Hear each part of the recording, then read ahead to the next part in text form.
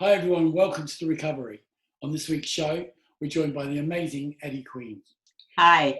Hi Eddy, how you doing? I'm all right. I'm okay, Tony. But the reason I've asked you, Eddy, to do this is because I know your story. I've known you quite a long time actually. I met you in recovery. So I didn't know what the Eddy that I know today was like. I've only heard when you tell your story of the trauma and the drama that went on. And I kind of think the reason I chose you and asked you to be on The Recovery is because I think your story will help so many people. Yeah. What was life like for you growing up? I come from Nigerian parents, and my parents came over to Britain in the early 60s. Now, I remember my dad telling me that, it was a choice between America and Britain. And sometimes why do you go to America? Anyway, he chose Britain, and he said that he wanted a better life for the kids that he was going to have.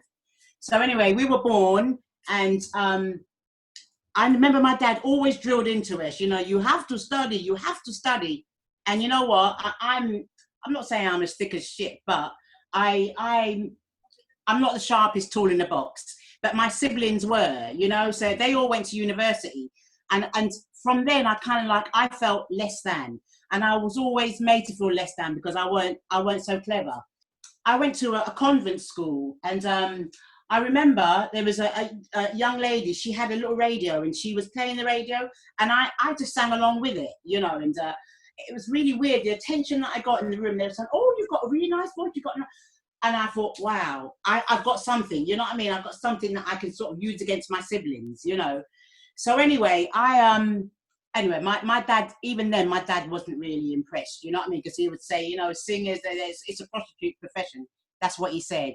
Little did he know later on. Anyway, I'll get to that. So your dad said it was a prostitute profession? Yes. Yeah. Yeah. He looked down on the arts and whatever, Yeah. So anyway, I had this bee in my bonnet that I just wanted to. I wanted to sing. You know what I mean? I wanted to be, because listen, I'm very small, and I know from a very young age I've always wanted to be seen, and I've always wanted to be heard. So then when you match it with singing and acting, that was it. I had found my niche, So anyway, I met some American guys that taught me, gave me singing lessons to use my diaphragm, and I started to meet certain people. And then I auditioned for this show called Black Heroes in the Hall of Fame.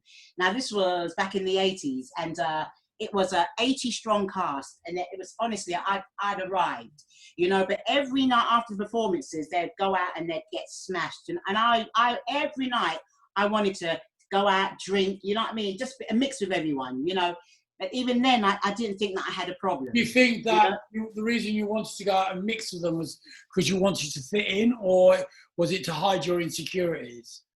Both.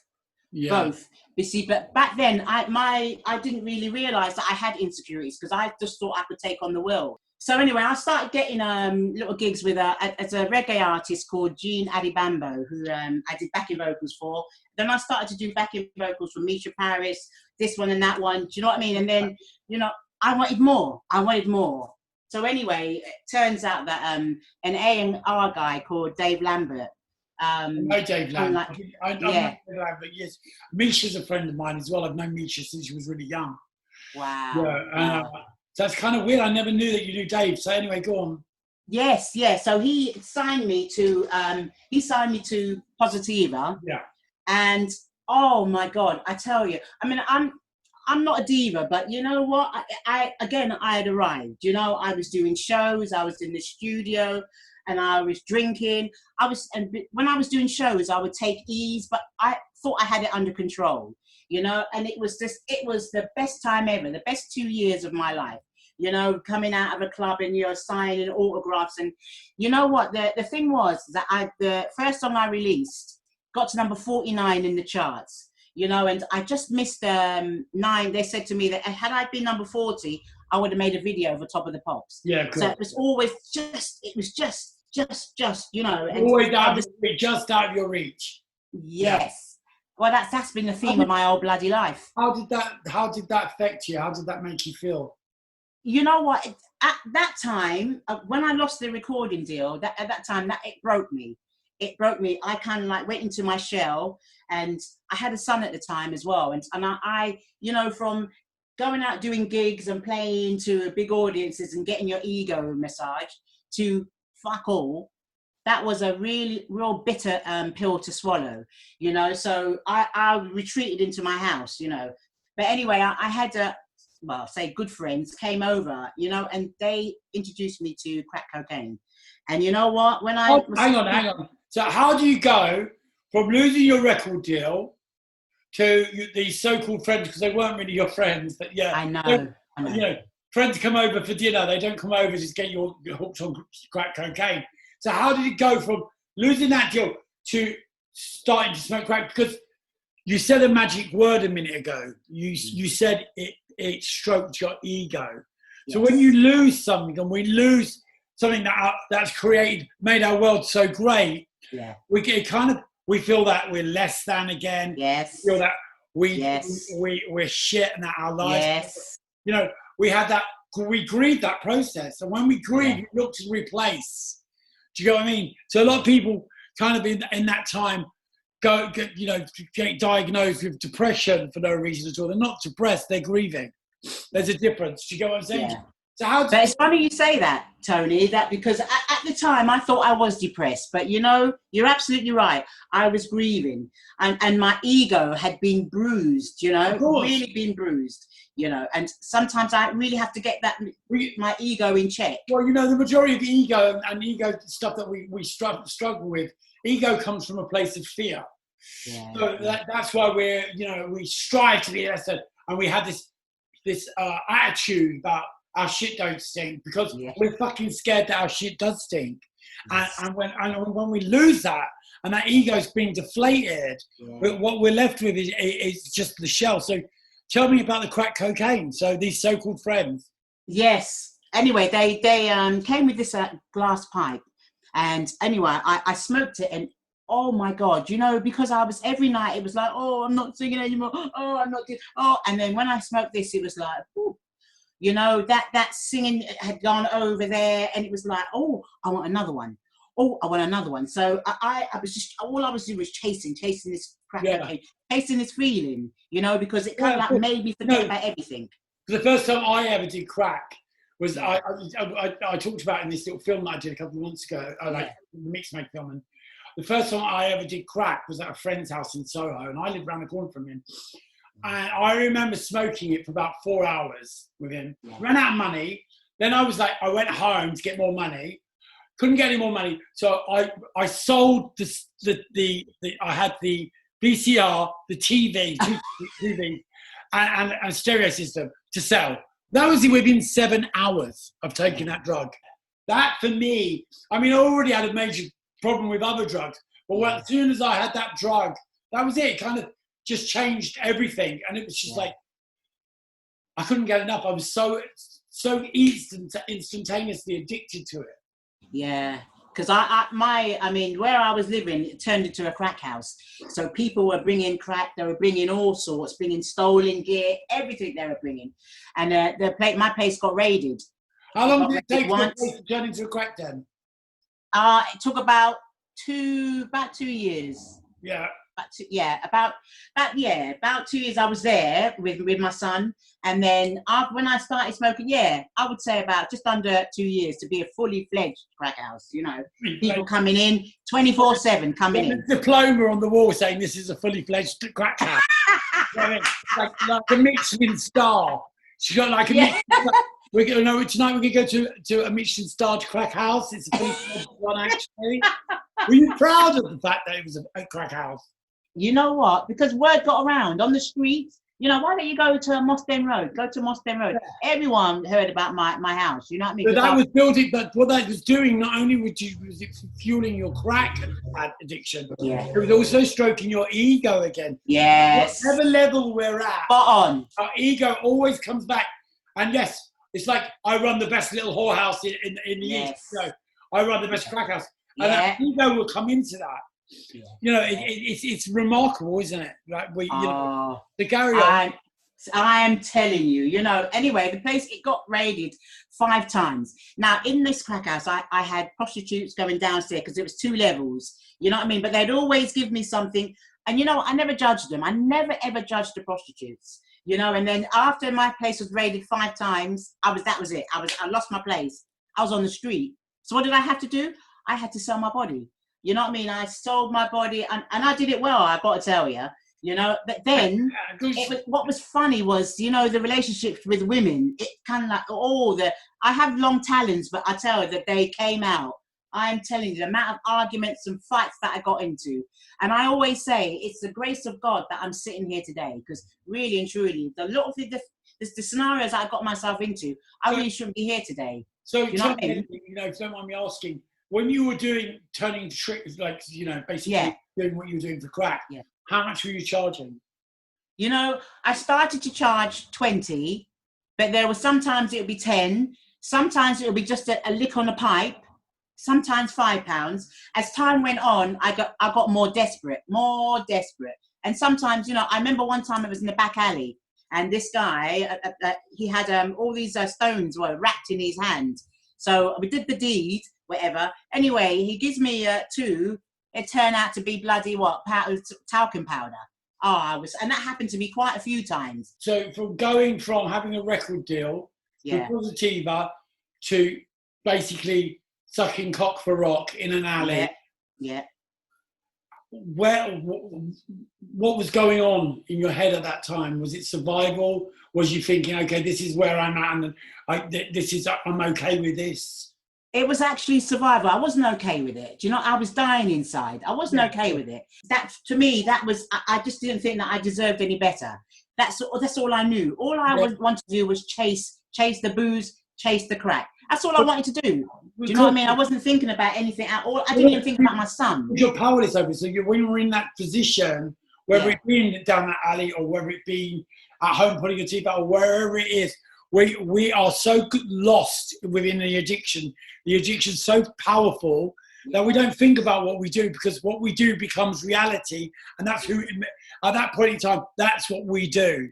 You know, I remember once my friend, bless him, a friend called Stratty, he once said to me, I was talking about, wouldn't it be great to go on holiday? And he was in my house, and he lived with me in my crack den, and he said to me, you know what I mean? The house in Battersea, my parents' house, had moved up, left it to me. I moved a coke dealer in one room, a K dealer in the other room, and then the K dealer started selling crack, and I was like, I was in heaven. But so he actually turned around and said to me one day, people like us don't go on holiday. And you know what? I kind of thought at the time, yeah, you're right. You are right. Because people like us, when we're doing that stuff, a holiday is getting free rocks. That's a holiday. Do you get what I mean? It's not about, I'm going to stop this and go on a plane. I couldn't get out of my house, let alone get to the airport. You know, and he was so right. And it always stuck with me, and it stuck with me right the way through to recovery. Yes. Yeah. And, you know, and our families and stuff, they suffer. You know, I mean, I said my son, you know, my son went to his father's. Thank God for his father, you know, because he never ever saw me smoke, but he kind of like, he tells me now that he had an inkling that something was going on. He actually thought that I was smoking weed. So, you know, so one of my things that I am kind of proud of is that he didn't see me smoke. How crazy is that? He didn't see me smoke, but he knew that something was going on, you know, and that's why I believe in a higher power, because really and truly, you know, I've heard so many stories in recovery that women have lost their kids to social services. And you know what? It could so easily have happened to me. Yeah. But, you know, his father took him on. How long did the crack living on the streets, working on the streets go on for? Well, I was using for just under 14 years. And so it was probably the last, I would say 5 years I was on the streets, you know what I mean? But when I first went on the streets, I had this boyfriend, and I used to be hidden in his little room, and that's I would sneak out and do stuff, and he used to beat the shit out of me. And he's the only man that ever put his hands on me, you know. But what I used to do, though, and my justification was that when he was drunk and sort of like, I'd go through his pockets, you know what I mean? Take his card, and I'll take everything. What's you know? what's your PIN number? Yeah. I used to do that all the time. When I was going out with, I won't mention his name, but we'd be in bed asleep and I'd have my friends in the living room. We would have been there for 3 days, you know. And all the money had gone, you know. I would have had a fortune DJing and I would have just smoked a lot, all of that stuff going on. And I would go in the room and I would wake him up and I go, babe, I know you've got to sleep. I know you've got to work in the morning. I'll leave you alone. But so-and-so's got to go get a cab to go home because she's not very well. And we ain't got no money. What's your PIN number? And he's like, go away, leave me alone. And then I go back 10 minutes later and go, babe, just, I know. I'm annoying. What's your PIN number? And eventually he would give me his PIN number because I was like, and out the door, all three of us would trot. Every penny in his bank account. Come back 2 days later and say, oh, I'm so sorry. And it just would be like, you know, we had that knack to manipulate and get what we wanted. So you falling asleep, you would wait for him to fall asleep. You know, there were times when I would put sleeping pills in my partner's coffee so he would fall asleep. I think that was okay. Yeah. Because I wanted him to fall asleep. It was insane. Yeah, but I've always said that us as addicts, we're really smart. We're really, really, really clever. We're clever human beings. Do you know what I mean? We survived. Because so, I mean, you know, Ice to the Eskimos, we were so clever. Yeah. You know. So tell me, how did you get from being homeless on the streets, doing what you were doing, into recovery? What happened? When I lost my crack house, I would always go to other crack houses. Sorry, I've got to laugh. You know? When I lost my crack house, I would go around to other crack houses. And I remember there was this young Scottish lady, I'm not going to mention her name, and I don't know, because I mean, I was at that stage where I don't want to do this anymore, and I'd forget. But she would always say to me, so why don't you do something about it? Now, she mentioned a detox place, you know, and I said, oh, okay. But the thing was that there was crack cocaine on the table, and she was saying to me, why don't you call them? So anyway, I called them, and they said, yes, we've got a bed for you. And do you want to come now? What did I do? Of course. That was that. But you know what? It's funny, though. It was, I think a year later, I don't know if it was a year, it was probably a couple of months, because my timing's terrible. That's what crack cocaine's done to my brain.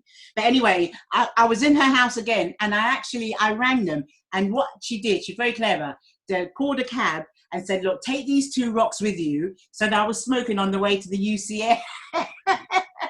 And anyway, so I went into that detox center, and when I was there, they started to talk about recovery and stuff, you know, and I was hearing things.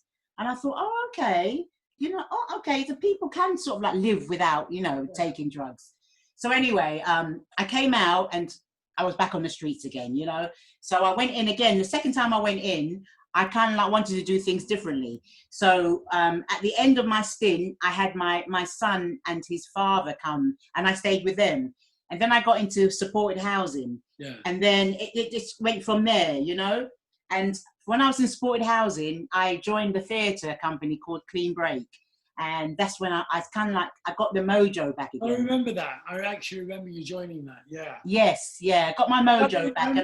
When you first started coming to the fellowship and started going to fellowship meetings. Yes. I remember, you know, there was a point where which always makes me laugh. I know you shouldn't laugh, but it always makes me laugh because I remember you in 12-step fellowships, you get given, like when you get to 60 days, you get a different hearing and stuff. Yeah. I remember you getting up to get your, I think it was 90 days or something, keyring. Yeah. But you've been sharing about how you've been drunk the night before and blah, blah, blah. And we were like, how can you get up and get it? And you had no clue whatsoever that it was a program of abstinence. You thought because you weren't smoking crack, you could drink. And I kind of just think, you know, that in itself, though, to me, right, is you deserve a medal. But anybody that can drink, to come from smoking crack, can drink, because for me, alcohol has always been a catalyst. It's always been the one that opens the doors. But you got 90 days of just drinking without smoking crack, which was like, I always thought, at the time we laughed at you, of course. Yeah. It was that typical Jerry. But at the time I thought, wow, she's got willpower. Do you know what I mean? She can do that. I mean, and you know, the theatre thing really helps you because it was other addicts, right? Helping. Yes. Other addicts that kind of like, you know, we had kind of similar. We were the same, but not the same. Everybody had lost their confidence, you know, and just wanted to dip their toe back in the theatre, or, you know. So at that point, you know, when I was younger, I wanted to be a star, you know, but at this point, all I wanted to was get my confidence back, you know. So when I came into recovery and I saw people like you, Tony, you don't even know how much you really inspired me, you know. Oh, people are like, God, how long have you been off drugs? How long? I was absolutely amazed. I really was amazed. And I knew that there could be a new way of life, you know. But as you were saying about that, for me, it was like, you know, I just didn't want to touch crack cocaine again. But, you know, the vices, I mean, I still smoke my vapes, but I just couldn't get my head round not picking up another glass of wine. But, I mean, with the help of the other addicts, I was able to sort of like overcome that. Tell me now, how clean are you now? You know, I'm going to be 10 years in October. Well, I mean, stood on end. I mean, that's incredible, Eddie. This fact that, you know, you've come from that life, you've done that, you put down the drink and the drugs, you go back into it, and now you're 10 years clean and sober. That's insane. And your life today, you know, I know full well that your son's been living with you. You know, everything that you lost, you got back, right? Yes. Oh, I did. You know, and I got, I have to say that I got my parents' peace of mind. I mean, I don't want to get emotional, but I got their peace of mind because you know, I would go there and in their eyes, you know, they say the eyes are the window to your soul. It was just like, you know, they were just looking through me, you know. And so, you know, 3 years ago, I lost both mum and dad, you know, and it was the fellowship really held me. And, you know, I get good days and I have bad days. At any point, Eddie, can I just ask you, at any point when you lost your mum and then you lost your dad, at any point did you think, I need a drink or I need a rock? Did that ever come into your mind? You know, I'm going to be honest, yes. Yeah. When my mum, we were kind of like, you know, reminiscing about my mother, yes. My sister poured 4 Cavisiers, you know, and in that split second, I thought, well, there's nobody in recovery here. Yeah. You know what? I picked it up and, you know, I looked up and I could just tell my mum, you put that down. In that moment, I put it down, I got some water, and that was the closest that I came. But those are those God-given moments. Those are those moments that, you know, that's when the program kicks in. And that's when our recovery, the tools of what we've learned from going to meetings or working one-on-one with other addicts or going to counselling. There's many avenues to get to recovery. It's not one straight road. But, you know, that's when the magic kicks in, because we can't control that first thought. The first thought we cannot control because the obsession is one thought that overrides all others. So when that comes on us, we think, okay, that's a really good idea. It's the second and the third. We're reaching out and thinking, no, I don't need that. What would that give me? What joy would that bring into my life? That would make my life 1,000,001 times worse, you know? And that's what we get taught here. Because, you know, absolutely. You would never have been able to handle any of it if you'd been drinking or taking drugs. You would probably end up with your mum and dad. No, I'm telling you, and I've often shared that, you know, thank God that I was clean. You know what I mean? I was able to sort of like, you know, bury my mum, bury my dad, and sort out my mum's finances, sort out my dad's finances. Thank you for being, you know, having stopped being clean and sober. But Eddie, how wonderful that they both died with you sober. They both died knowing that their daughter was clean and was a respectable human being again, in the sense of wasn't doing where you come from, that dark place, and went into the light. They saw that. That's that's an incredible thing. That honestly, that really kind of like makes me emotional sometimes, Tony, because, you know, yeah, they did. They saw me clean, you know, and I can, and one of the things that, you know, I can say, no matter what, you don't have to pick up, is that I look at their faces. I look at my dad's. I look in my dad's eyes and my mum's eyes, and before they passed, they were sparkling. Their eyes were sparkling. They got their daughter back, you know. So for me, I'd never want to disrespect their memory, you know. So what I have to do, I have to sort of like keep my foot on the pedal in recovery, you know. It's one day at a time. put one foot in front of the other, you know. And it's like people, you help me so much, Tony, more than you'll ever know. No, you really do. You know, you're one of those people that, you know, you come like, you see you and you just light up my soul. You really do. I could say the same to you, because since lockdown, we've been doing that self-help group every day. Yes. And it's feeling like, I mean, we're on like 170 odd meetings now a day. I mean, and without you and without the other people on there, I wouldn't have been able to take it, because the banter and the joy and the laughter that we had all the way through the beginning of lockdown, when no one knew what was going on, people were losing everyone. It was really, really traumatic time. Our worlds got really small. The fact that your parents saw you get clean and see you stay clean is incredible. They no longer had that worry of what's my daughter doing, what she's doing, you know, and you know, it's an amazing thing to see. You know, I have to again, because I have to thank. I couldn't have done it on my own, you know, because I have sat and I've sort of like seen other people's recovery. I've seen how, you know, I've heard their stories, and hearing their stories, knowing that I'm not alone. I'm not alone on this journey. I mean, I remember when my dad passed, and my dad died exactly 11 years ago. I was 2 years clean. My dad saw me get clean. He saw me stay clean. I rebuilt the relationship that I had with my dad that I'd completely lost through my using. I blame my dad for absolutely everything. And it wasn't my dad at all. My dad was 30 years sober. And I never ever knew that, Eddie, until he told me, because I never took the time to find out. I was too busy and too self to actually know it. Yes. And the fact that my dad, when he passed, there was a real sense of achievement for me in the fact that he passed while I was clean, and he saw me become the man that I should have been a long time. Isn't that beautiful? That is so beautiful, and that gives us strength, doesn't it? Yeah. I find it gives me strength. And you know, what we were talking about before was the fact that when lockdown started and our worlds got really small, you know, we did this online meeting every day at 1:00. We're on like episode, like day 170. It feels like I've been doing it for 5 years. But the reason I was doing it is because you're on there, there's a few other people. A lot of people come every day, 50 odd people, and everyone relates to each other, and it's like such a magical thing. Yeah. The amount of, you know, you say I help you, but the amount of stuff that I get just from you being on there daily and hearing you rant and moan and I will do. But you know what? Stuff that I take away from that is amazing. We're really blessed to have this program that we can do that, because a lot of people don't have that connection. Don't have it. They're at home doing their own nuts in. And what would you say to somebody in that position where you was 11 years ago, 10 years, 11 years ago, was in that position? What would you say to them now? You know, what I would say is that, you know, sometimes it's really hard to ask for help.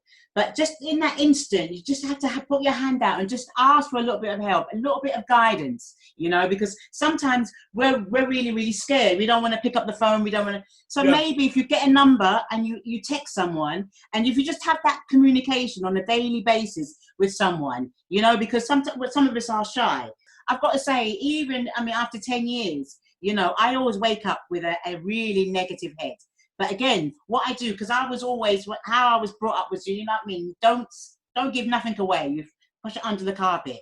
But you know what I do? I've asked for help. It's in the fellowship that I'm able to ask for help. And when I ask for help, I get the help, and then I am relieved of all my pain and suffering. You know, the day that you were going to that other woman's crack house and she was telling you about a place that you could get clean, although you never went there. Yeah. That seed was planted. The seed, yes. And why it is, you know, you talk to people. I had a conversation with someone the other day, and they said that, you know, their dad was what was the word he used? No hoper. You know, and I was like, you know, you never give up on anyone.